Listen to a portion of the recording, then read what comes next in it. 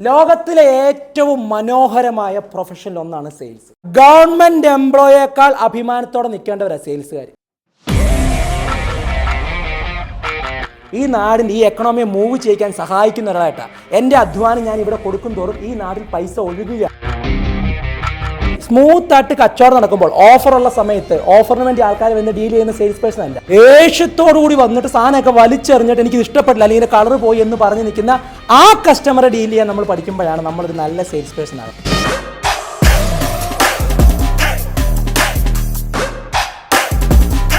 വൈകുന്നേരം ഇറങ്ങുന്ന സമയത്ത് സ്വയം ചോദിക്കണം, ഇന്ന് ഞാൻ ഇവിടുന്ന് മേടിക്കുന്ന കൂലിക്ക് അനുസൃതമായൊരു ജോലി ചെയ്തിട്ടാണ് ഞാൻ ഇവിടുന്ന് ഇറങ്ങുന്നത്. ഞാൻ ഇവിടുത്തെ ജോലിക്കാരിയല്ല, ഇതെൻ്റെ കൂടി സ്ഥാപനം. വിട്ട് കളയരുത് ഇതിനെ. ലക്ഷത്തിലൊന്നേതാ നല്ലൊരു സെയിൽസ് പേഴ്സൺ, നല്ലൊരു ലിസണർ ആകുക. ആൾക്കാരെ കേൾക്കാനും കൃത്യമായി പ്രോഡക്റ്റ് പ്രസന്റ് ചെയ്യാൻ നമ്മൾ പഠിച്ചിരിക്കണം. നമ്മൾ നല്ലൊരു പ്രസന്റർ ആയിരിക്കണം. ആ പ്രോഡക്റ്റിന്റെ ബെനിഫിറ്റ് എന്താണെന്ന് പഠിപ്പിക്കാൻ പറ്റും. ഈ ഡ്രസ്സിന്റെ ഫീച്ചറും ബെനിഫിറ്റും പറയാമോ? ആ ആ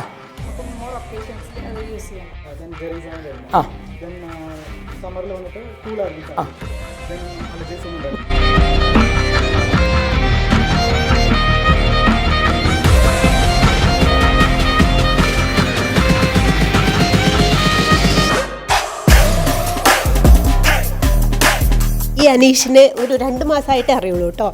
അപ്പം തന്നെ ഞാൻ തീരുമാനിച്ചിരുന്നു എൻ്റെ സ്ഥാപനത്തിൽ സർവീസ് എടുക്കണം. അനീഷിൻ്റെ സർവീസ് അത്യാവശ്യമാണ്. ഇത്രയും കോർഡിനേഷനോടെ ഞങ്ങളുടെ സ്റ്റാഫ് ഇത് വർക്ക് ചെയ്തിട്ടില്ല.